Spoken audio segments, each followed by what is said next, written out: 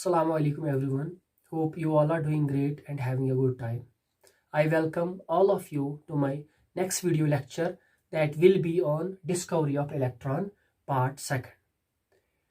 तो बच्चों इस लेक्चर में हम ये देखेंगे कि ये कैथोड रेज जूलियस प्लक्कर ने डिस्कवर की, इन कैथोड रेज का नेचर क्या है और इनकी प्रॉपर्टीज क्या है। जूलियस प्लक्कर ने खाली इतना किया, उसने बोला जब भी मैं वोल्टेज सोर्स 100 वोल्ट रखता हूं, ये कैथोड से कुछ पार्टिकल्स निकल के आ रहे हैं और वो एनोड को टकरा रहे हैं, यानी इसने डिस्कवर की कैथोड रेज। और ये जो फर्दर इन्वेस्टिगेशन की वो की विलियम क्रूक्स ने, जे पेरिन ने एंड जे थॉमसन ने। इन्होंने क्या काम किया, इन्होंने सिमिलर सेटअप लिया, वही जो जूलियस प्लक्कर ने लिया था। यानी इन्होंने काम किया, एक गिलास ट्यूब ले ली, गिलास की बनी हुई, और इसमें 2 इलेक्ट्रोड्स फिट किए, ठीक है। उन 2 इलेक्ट्रोड्स को बैटरी के साथ अटैच किया, ठीक है, और यहाँ पे सक्शन पंप रख दिया जो प्रेशर मॉड्यूलेट करता था। और एडिशनल में क्या काम किया, इन्होंने इस एनोड के छोटे छोटे होल्स बना दिए। क्यों बना दिए वो आगे देखेंगे हम। और यहाँ पे एनोड के पीछे जो गिलास ट्यूब था, इसको एक मटेरियल के साथ कोट किया, यानी पेंट किया एक मटेरियल के साथ, ठीक है। जिंक सल्फाइड का मटेरियल पेंट किया। क्यों जिंक सल्फाइड का मटेरियल पेंट किया, क्योंकि ये जो जिंक सल्फाइड ये जो ये कंपाउंड है, ये फ्लोरेसेंस दिखाता है, ये फ्लोरेसेंस दिखाता है। पहले आपको ये पता होना चाहिए कि ये जो ये 3 साइंटिस्ट थे, इन्होंने एडिशनल क्या काम किया, इन्होंने एक तो एनोड के छोटे छोटे होल्स बना दिए, यानी परफोरेटेड एनोड यूज किया, और एनोड के पीछे का जो गिलास ट्यूब था उसको एक मटेरियल के साथ कोट किया, और उस मटेरियल का क्या नाम था, जिंक सल्फाइड। क्यों जिंक सल्फाइड का मटेरियल कोट किया, क्योंकि वो एक फिनोमेना दिखा रहा था, उस फिनोमेना को हम बोलते हैं फ्लोरेसेंस। अब ये फ्लोरेसेंस क्या होता है, फ्लोरेसेंस एक ऐसा फिनोमेना होता है जिसमें कोई भी एनर्जेटिक पार्टिकल अगर इस मटेरियल को टकराता है, स्ट्राइक करता है, तो ये जो ये कंपाउंड है, ये इस एनर्जी को एब्जॉर्ब करके इमीडिएटली बाहर फेंकता है, ठीक है। जब ये इस एनर्जी को, जब भी इस जिंक सल्फाइड के मटेरियल पे कोई भी एनर्जेटिक पार्टिकल टकराता है, तो ये जो जिंक सल्फाइड का स्क्रीन है, ये इमीडिएटली उस एनर्जी को एब्जॉर्ब करके वापस इमिट करता है, और इस फिनोमेना का नाम होता है फ्लोरेसेंस। यानी ये जो ये जिंक सल्फाइड स्क्रीन थी, ये फ्लोरेसेंस दिखा रहा था। ये जब भी इस पे कैथोड के पार्टिकल्स टकरा रहे थे, कैथोड रेज टकरा रहे थे, ये इनकी एनर्जी को एब्जॉर्ब करके इमीडिएटली उस एनर्जी को वापस भेजता था, और वो वापस भेजता था इन फॉर्म ऑफ स्पार्कलिंग्स, या हम बोलेंगे ब्राइट स्पॉट्स,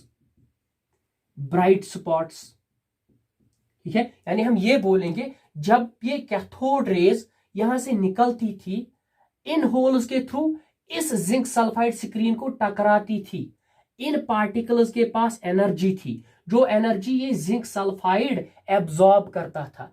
जब ये इसको एब्जॉर्ब करता था तो इमीडिएटली इसको ये बाहर फेंकता था in form of bright spots, यानी जहां पे भी पार्टिकल टकराता था वहां पे स्पॉट्स आ जाते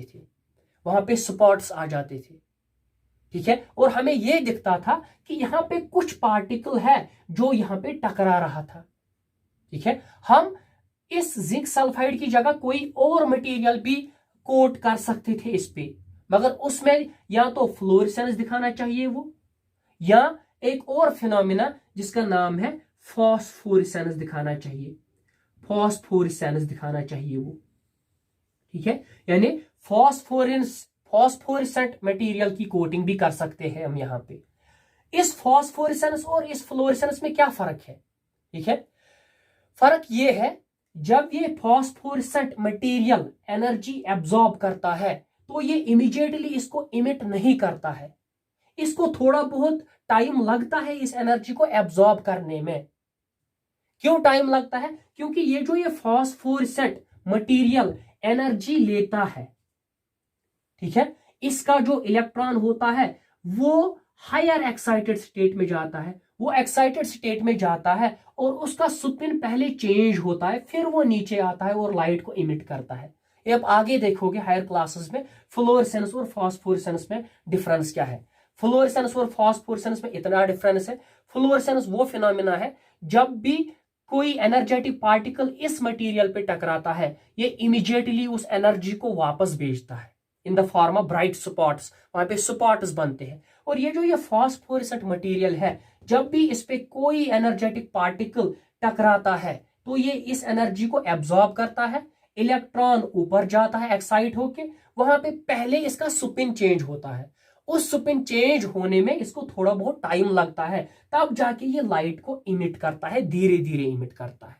ठीक है, फ्लोरेसेंट मटेरियल इमीडिएटली लाइट को इमिट करता है जब ये एब्जॉर्ब करता है, लेकिन फास्फोरेसेंट मटेरियल जो है ये पहले लाइट को इमिट करता है, इलेक्ट्रॉन की ट्रांजिशन होती है, फिर उसका स्पिन चेंज होता है, इस सब में बहुत सारा टाइम लगता है और फिर जाके ये लाइट को इमिट करता है। यानी ये जो ये तीन साइंटिस्ट थे, इन्होंने एडिशनल ये काम किया, एक तो परफोरेटेड एनोड लिया और एक इसके पीछे का जो ग्लास ट्यूब है इसकी कोटिंग करी जिंक सल्फाइड स्क्रीन के साथ। क्यों कोटिंग की? क्योंकि जब ये कैथोड पार्टिकल्स यहां से निकल रहे थे, ये हमें नहीं दिख रहे थे अगर गैस इसमें नहीं प्रेजेंट है, तो ये जब ये निकल रहे थे कैथोड के पार्टिकल्स इन होल्स के थ्रू इस स्क्रीन पे टकराते थे और हमें यहाँ पे ब्राइट स्पॉट्स दिख रहे थे।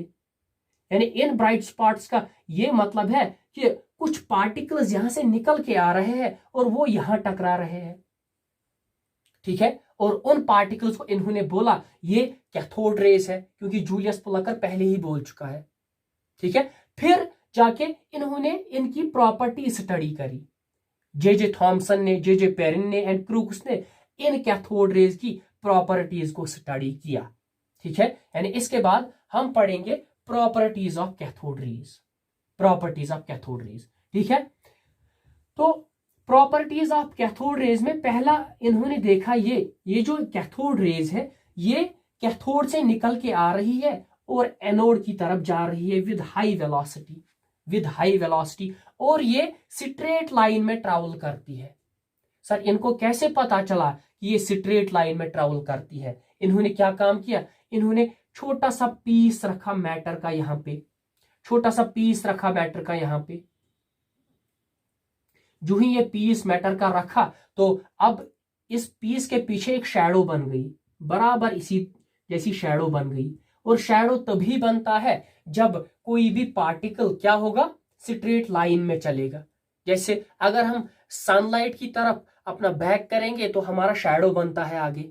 ठीक है, वो क्यों बनता है? क्योंकि लाइट जो होता है वो स्ट्रेट लाइंस में चलता है। अगर लाइट जो है वो बेंट फॉर्म में चलती तब जाके शैडो नहीं बनता। यहाँ पे शैडो बन गया, इसलिए इसने बोला ये जो ये कैथोड रेज है ये कैथोड से निकलती है, एनोड की तरफ ट्रैवल करती है विद हाई वेलोसिटीज, और ये स्ट्रेट लाइन में ट्रैवल करती है, स्ट्रेट लाइन में ट्रैवल करती है in absence of electric and magnetic field.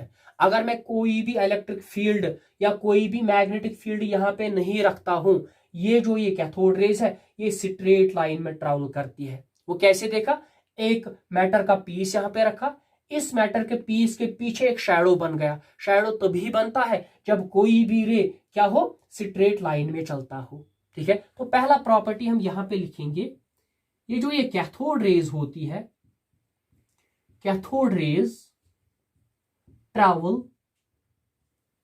इन, शाबाश, स्ट्रेट लाइन्स। कहां से कहां तक ये लिख सकते हैं, यहां पे ये लिखना बहुत जरूरी है, in absence of electric and magnetic fields from, कहां से कहां तक, कैथोड टू एनोड। ये पहला प्रॉपर्टी इन्होंने बोला कैथोड रेज का। क्या, कैथोड रेज जो होती है ये स्ट्रेट लाइन में चलता है, ये कैथोड रेज स्ट्रेट लाइन में चलती है, और अगर हम इलेक्ट्रिक फील्ड और मैग्नेटिक फील्ड यहां पे रखेंगे तब जाके ये स्ट्रेट लाइन में नहीं चलता है, वो आगे देखेंगे। ठीक है, लेकिन इन्होंने ये बोला कैथोड रेज स्ट्रेट लाइन में ट्रैवल करती है। ठीक है। In absence of electric and magnetic field कहां से निकलती है? कैथोड से, और ये जाती है एनोड की तरफ। ये पहली प्रॉपर्टी है। दूसरी प्रॉपर्टी इन्होंने क्या बोला, ये जो ये कैथोड रेज थी, ये जो ये कैथोड रेज थी, इनके पास काइनेटिक एनर्जी है।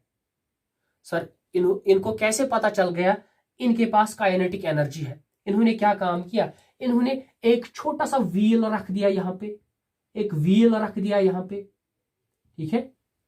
वो व्हील क्या हुआ, जब ये वोल्टेज दे रहे थे ना, यहां से कैथोड रेज निकलती थी, और वो कैथोड रेज इस व्हील पे मैकेनिकल इफेक्ट डाल रही थी। मैकेनिकल इफेक्ट का मतलब ये जो व्हील है ये घूमने लगता था, घूमने लगता था। यानी इन्होंने ये बोला अगर ये जो ये व्हील हम इसमें रखते हैं तो इस व्हील पे मैकेनिकल इफेक्ट कोई डाल रहा है। अंदर क्या है, अंदर तो खाली कैथोड रेज है, यानी कैथोड रेज के पास कुछ ना कुछ एनर्जी है जो ये मैकेनिकल इफेक्ट दिखाती है। इन्होंने ये बोला कैथोड रेज के पास काइनेटिक एनर्जी होती है, वही काइनेटिक एनर्जी इस व्हील को घुमा रही है। यानी सेकंड पॉइंट हम ये लिखेंगे, कैथोड रेज, शाबाश, cathode rays possess kinetic energy. इन्होंने क्या बोला, कैथोड रेज के पास काइनेटिक एनर्जी है। क्यों काइनेटिक एनर्जी है? क्योंकि जब इन्होंने छोटे छोटे व्हील्स रख दिए यहां पे, उन व्हील्स पे मैकेनिकल इफेक्ट डाला कैथोड रेज ने। क्या मैकेनिकल इफेक्ट? वो व्हील्स घूमने लग गए। इन्होंने बोला कैथोड रेज के पास एनर्जी होनी चाहिए जो इन व्हील्स को ये घुमाती है, ठीक है। Cathode rays possess kinetic energy. अच्छा, हमें ये पता है अगर किसी भी मैटर में काइनेटिक एनर्जी है, किसी भी मैटर में काइनेटिक एनर्जी है, तो उस मैटर में एक तो मास होना चाहिए और दूसरा वेलोसिटी होना चाहिए, ठीक है। जो काइनेटिक एनर्जी होती है वो किस वजह से होती है? वो वेलोसिटी की वजह से होती है, मोशन की वजह से होती है। जब कोई चीज चलती है तब उसके पास काइनेटिक एनर्जी होती है, ठीक है। यानी अगर ये बोलेंगे हम कैथोड रेज के पास एनर्जी है, काइनेटिक एनर्जी है, काइनेटिक एनर्जी उसी पार्टिकल के पास होती है जिस पार्टिकल के पास मास हो और वेलोसिटी हो। तो इन्होंने ये बोला कैथोड रेज पॉजेस करते हैं काइनेटिक एनर्जी। इसका ये भी मतलब है कि ये जो ये कैथोड रेज है इनमें कुछ पार्टिकल्स है जिनका कोई ना कोई मास है और कोई ना कोई वेलोसिटी है। इन्होंने बोला कैथोड रेज, तीसरी property, cathode rays possess or contain material particles,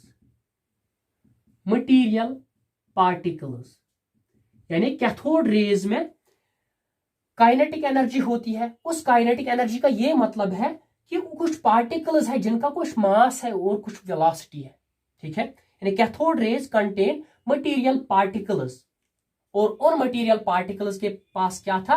उन मटेरियल पार्टिकल्स के पास एक तो मास था और एक वेलोसिटी थी। हम यहां पे लिखेंगे एंड दीज मटेरियल पार्टिकल्स, और ये जो ये मटेरियल पार्टिकल्स थे, these material particles contain mass and have very high velocities, यानी इनको ये प्रूव हुआ अगर कैथोड रेज के पास काइनेटिक एनर्जी है, काइनेटिक एनर्जी उसी पार्टिकल के पास होती है जिस पार्टिकल का कोई मास हो और जिस पार्टिकल का कोई वेलोसिटी हो। इन्होंने ये बोला कैथोड रेज में कुछ मटेरियल पार्टिकल्स होते हैं जिनका कोई ना कोई मास होता है और कोई ना कोई वेलोसिटी होगी। तो उन मटेरियल पार्टिकल्स का नाम जो दिया वो दिया नेगेट्रॉन्स। जो दूसरी प्रॉपर्टी थी वो क्या थी? जो जे थॉमसन और एंड को जो थे, इन्होंने ये बोला कि कैथोड रेज में कुछ मटेरियल पार्टिकल्स है जिनका कुछ ना कुछ मास है और उनकी कुछ ना कुछ वेलोसिटी है, तब जाके उनके पास काइनेटिक एनर्जी है। वो ही काइनेटिक एनर्जी जो है वो व्हील्स को मैकेनिकल इफेक्ट दिखा रही है, यानी व्हील्स घूम रहे हैं उसी काइनेटिक एनर्जी के साथ।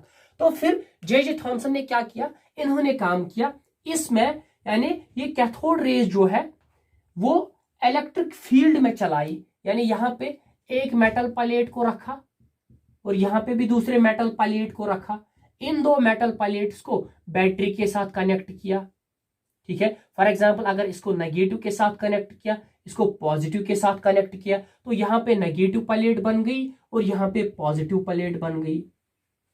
अब जब इसने इसका नेचर देखा कैथोड रेज का, तो ये कैथोड रेज जो थी ये पॉजिटिव की तरफ बेंड हुई, पॉजिटिव की तरफ बेंड हुई, यहां पे ये बेंड हुई पॉजिटिव की तरफ, पॉजिटिव की तरफ ये बेंड हुई। इसका क्या मतलब है, ये जो ये कैथोड रेज है इनमें मटेरियल पार्टिकल्स है, उन मटेरियल पार्टिकल्स में मास भी है, वेलोसिटी भी है और उनका चार्ज है नेगेटिव, तब जाके ये पॉजिटिव ऑफ द फील्ड की तरफ डिफ्लेक्ट हुई।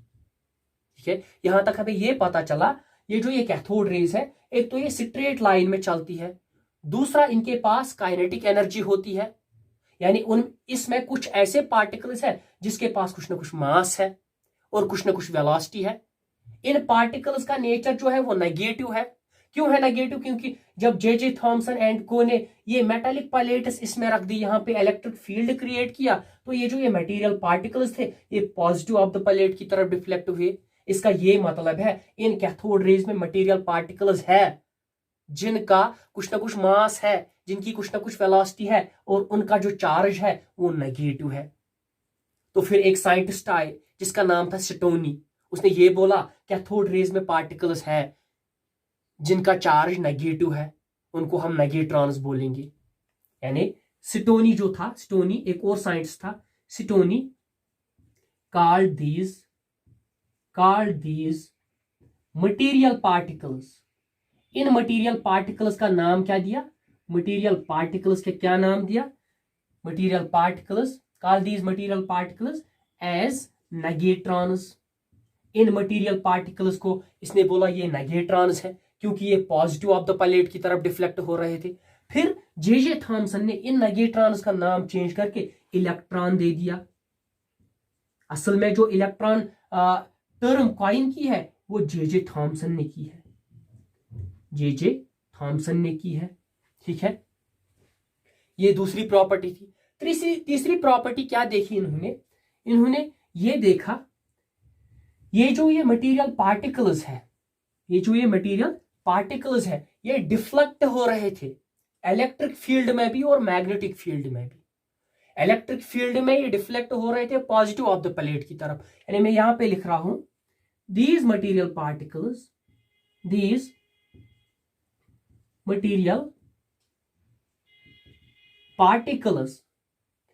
get deflected towards कहां की तरफ, towards positive of the plate की तरफ। हेंस इससे ये साबित हुआ ये जो ये मटेरियल पार्टिकल्स है इनका नेगेटिव चार्ज है। ठीक है, और ये मैग्नेटिक फील्ड में भी डिफ्लेक्ट हो रही थी। These were also deflected in magnetic field, और ये मैग्नेटिक फील्ड में भी डिफ्लेक्ट हो रही थी। ये हम E/m रेशो जब हम कैलकुलेट करेंगे इलेक्ट्रॉन का तब हम बोलेंगे कहां की तरफ ये डिफ्लेक्ट हो रहे थे। अब तक यही याद रखो कि ये जो ये मटेरियल पार्टिकल्स है ये डिफ्लेक्ट हो रहे थे पॉजिटिव ऑफ द प्लेट की तरफ। मैग्नेटिक फील्ड में कहां की तरफ ये डिफ्लेक्ट हो रहे थे, किस पोल की तरफ ये डिफ्लेक्ट हो रहे थे, ये हम E/m रेशो में देखेंगे।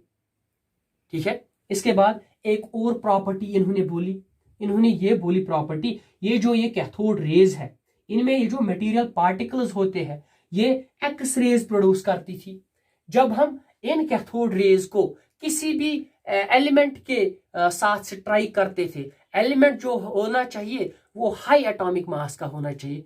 जब हम इन कैथोड रेज को हाई एलिमेंट वाले एटॉमिक मास के साथ, हाई एटॉमिक मास वाले एलिमेंट के साथ स्ट्राइक करते थे तो वहां से एक्सरेज बनती थी।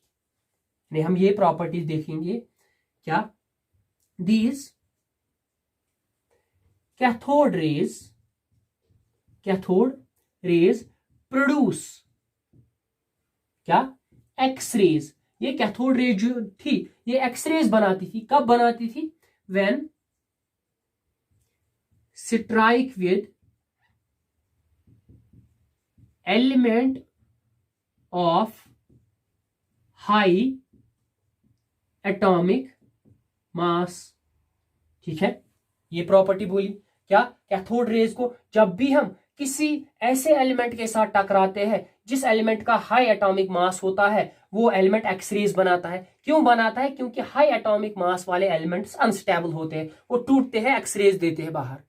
ठीक है, इसके बाद एक और प्रॉपर्टी बोली, वो ये बोली ये अफेक्ट करते हैं फोटोग्राफिक पैलेट को।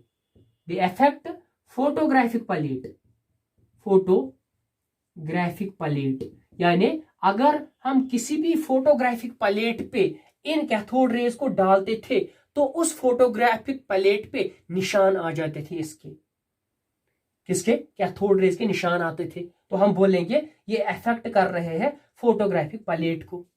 ठीक है, इसके बाद इन्होंने ये बोला ये जो ये कैथोड रेज है इनके पास आयोनाइजेशन पावर है, इनके पास आयोनाइजेशन पावर है। ये जब भी हम किसी गैस के थ्रू इनको पास करेंगे तो उस गैस का जो आउटर मोस्ट शेल में इलेक्ट्रॉन होगा वो बाहर निकलेगा, यानी आयोनाइजेशन होगी गैस की।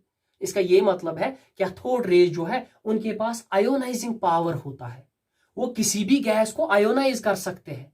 आयोनाइज मतलब उसका जो बाहर वाली शेल में इलेक्ट्रॉन होगा वो बाहर निकलेगा। ठीक है, यानी मैं यहां पे लिख रहा हूं these raise possess ionising power, इनके पास आयोनाइजिंग पावर होता है, ये गैस को आयोनाइज कर सकती थी। नेक्स्ट प्रॉपर्टी थी वो ये थी, जो ये कैथोड रेज है जब ये थिन मेटल फॉइल्स को टकराती थी तो ये उसके आर पार जाती थी, यानी इनके पास जो है वो पेनिट्रेटिंग पावर है। एक तो आयोनाइजिंग पावर है, दूसरा पेनिट्रेटिंग पावर। यानी यहां पे मैं लिख रहा हूं दे possess penetrating power, they possess penetrating power, इनके पास penetrating power था। ठीक है, उसके बाद जो लास्ट प्रॉपर्टी थी वो ये थी, जो ये इनमें मटेरियल पार्टिकल्स होते हैं, ठीक है, जो ये material particles in cathode rays में होते थे उनका जब हम E/m रेशो देखते हैं, ये हम नेक्स्ट वाले लेक्चर में देखेंगे E/m रेशो क्या होता है, स्पेसिफिक चार्ज क्या होता है। ठीक है, ये जो ये E/m रेशो इन पार्टिकल्स का था ये गैस पे डिपेंड नहीं करता था, कोई भी गैस लो इसमें E/m रेशो सेम निकल के आता था। ठीक है, दूसरा नेचर ऑफ द इलेक्ट्रोड पे भी डिपेंड नहीं कर रहा था, यानी जो E/m इन पार्टिकल्स का था वो ना तो गैस पे डिपेंड करता था और ना तो इन इलेक्ट्रोड्स पे डिपेंड करता है। वो क्यों नहीं डिपेंड करता है वो नेक्स्ट वाले में लेक्चर में देखेंगे। यानी मैं यहां पे लिख रहा हूं E/m रेशो जो है वो डजंट डिपेंड, वो डिपेंड नहीं कर रहा था किस पे, एक तो नेचर ऑफ गैस, कौन सी गैस आपने गिलास ट्यूब में ले ली कोई फर्क नहीं पड़ रहा था E/m रेशो को, और दूसरा क्या, जो नेचर ऑफ इलेक्ट्रोड था, नेचर ऑफ इलेक्ट्रोड, आप किसी भी मटेरियल का इलेक्ट्रोड ले लो जो E/m रेशो इन मटेरियल पार्टिकल्स का था वो सेम निकल के आता था। तो इस वाले लेक्चर में हमने ये देखा जो ये कैथोड रेज है इनकी क्या प्रॉपर्टीज है। ठीक है, नेक्स्ट लेक्चर में हम E/m रेशो इलेक्ट्रॉन का कैलकुलेट करेंगे और मिल्कन्स ऑयल ड्रॉप एक्सपेरिमेंट करेंगे, उससे हमें चार्ज ऑफ इलेक्ट्रॉन पता चलता है। तो thank you so much for watching.